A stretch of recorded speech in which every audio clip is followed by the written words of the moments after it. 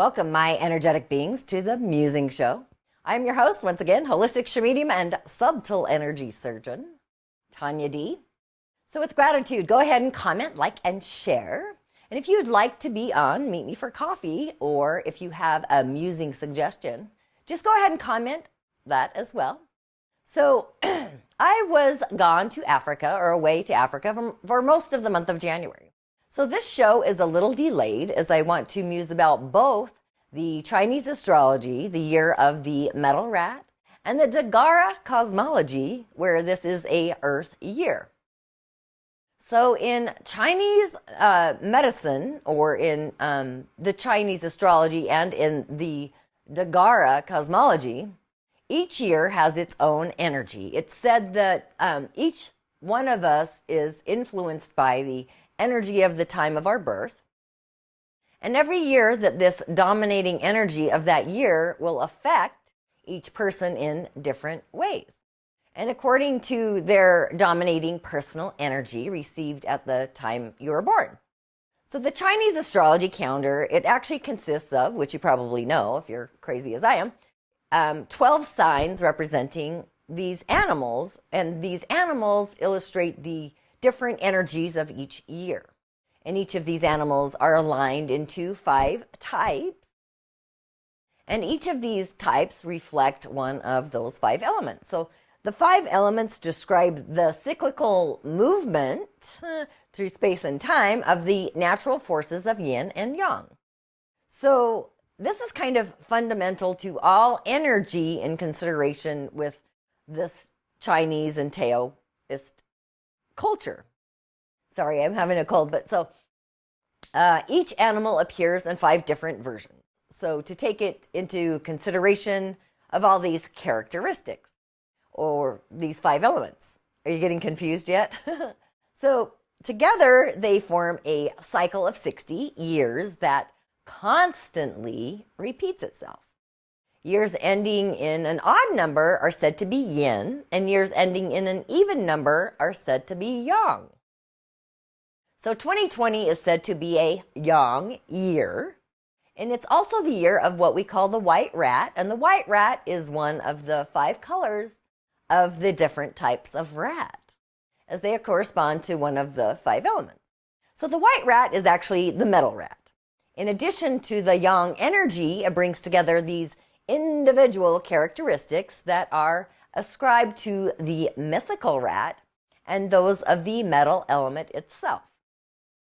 So before I continue on, because this is hilarious, again, I came from Africa, and about 4 years ago, say, I literally had rats in the walls of just my bedroom, interestingly enough, and I had to find a pest control because obviously I couldn't climb in my wall. But I come home from Africa, and this is hilarious. It's a metal rat year, and guess what? I have a rat back in the wall, so I've got to call pest control. And it's interesting because, of course, the rat is awake at night when I'm trying to go to sleep. So the Chinese calendar is the lunar calendar, and in 2020, New Year started on January 25th, and it will shift on February 11th of 2021 into a new season. So those beings born in 1960 and 2020 are influenced by the traits of this white rat. So people born in one of the rat years of life and time, whether it's like a wood rat, a water rat, fire rat, earth, etc. 2020 should be an amazing year of great opportunity. Whether your astrology sign is the rat, the ox, the tiger, the dragon, snake, horse, monkey, sheep, rooster, and pig. So the 2020 year of this white rat will make its impact on all of us in different ways. It might involve personal transformation, improvements in relationships, financial abundance, the elevation of your physical vitality, or the opposite of many of these as well. So what is important for everybody is that the year of the white rat or the metal rat is to go into it with balance and positivity, seeing all things as beneficial, being optimistic, and just savoring every moment and taking in the best qualities of metal white rat people to just make it your best year ever. How does that sound?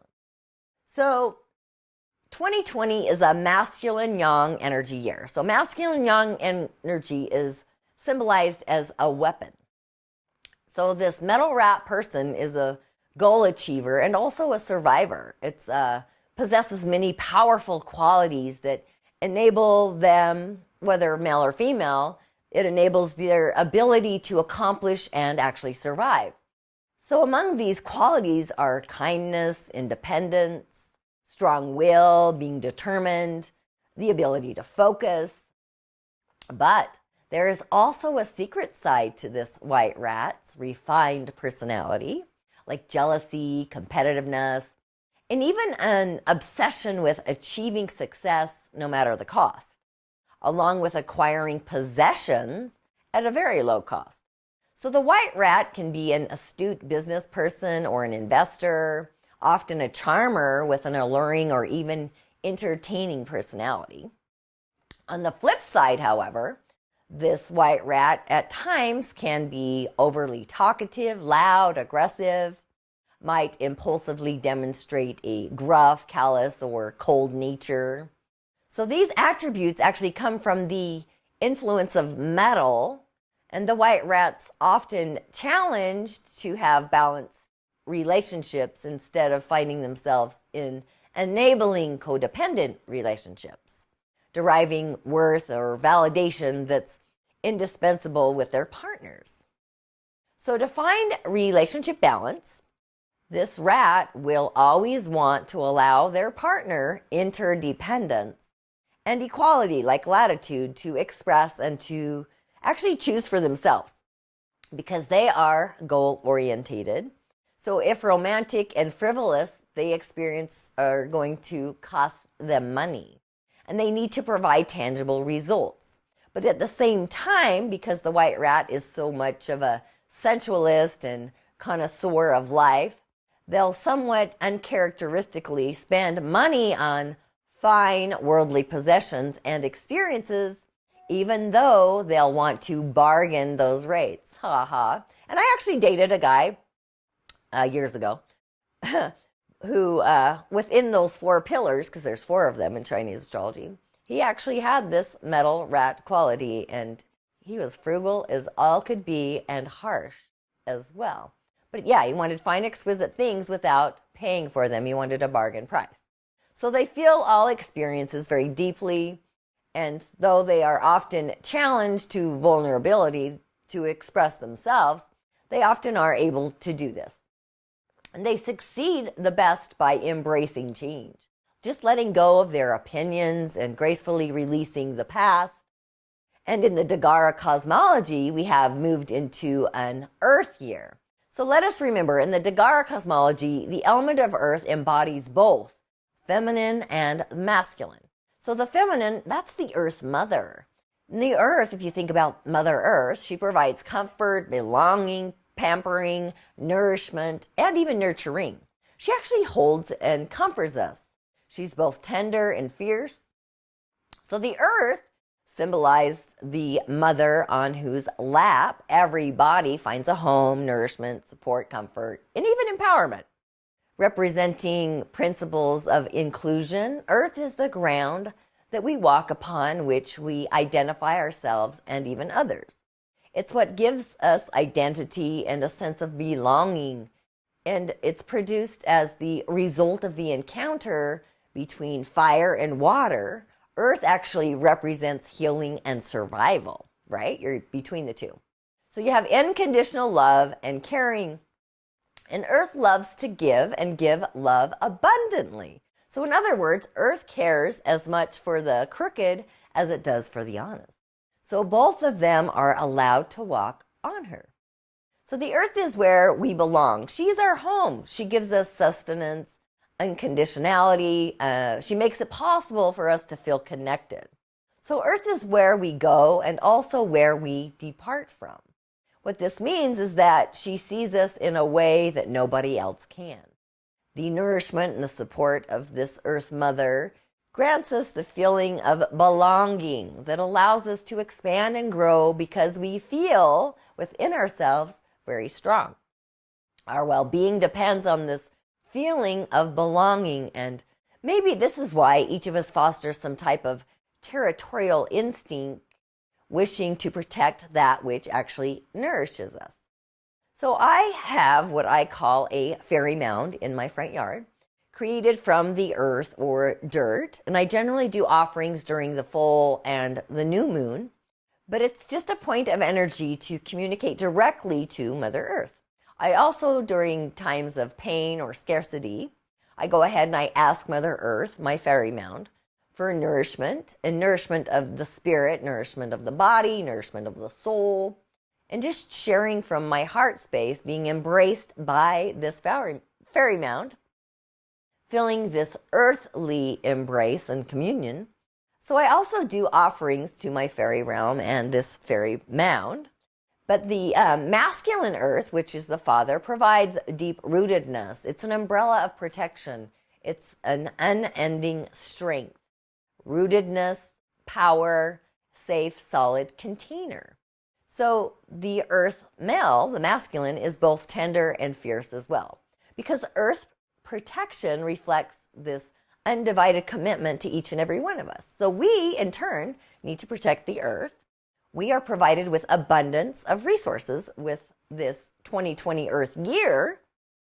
It's a year of homecoming. It's now time to come home to yourself, your authentic being, where you belong, emotionally and mentally, just taking care of you, physically, financially, relationally, creating a home that actually holds and nourishes your spirit, both inside and out, just aligning and even bringing forth the truth, your gift, your purpose, your talents, and what we like to call your medicine that resides within each and every one of us. Surround yourself with places and people who actually honor, love, and support you. And just welcome in this experience of belonging.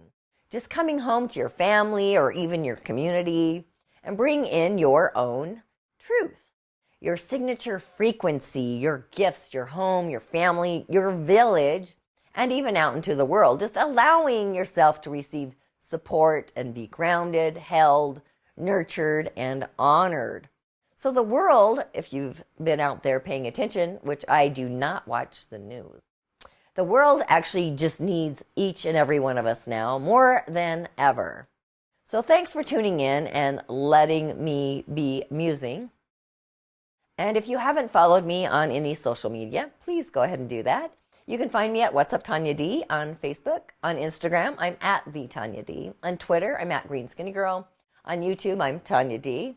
And if you haven't subscribed, please do, and ring the bell. On iTunes, subscribe to my podcast, Musing with Tanya D. You know, season 2 is about the elements. So if you want to learn more about the elements, go ahead and season 2, I think it was 2017. 2017, I think. I'm wrong, actually. 2017, 2018, whatever.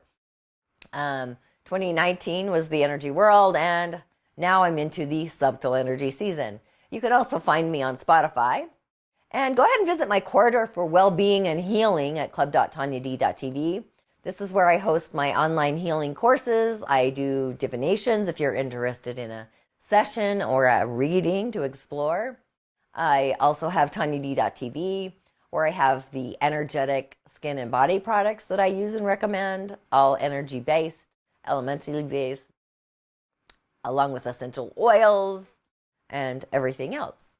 And if you're ready to transform into eating healthier with more vitality, I have that as well, greenskinnygirl.com, essential oils again, and everything else.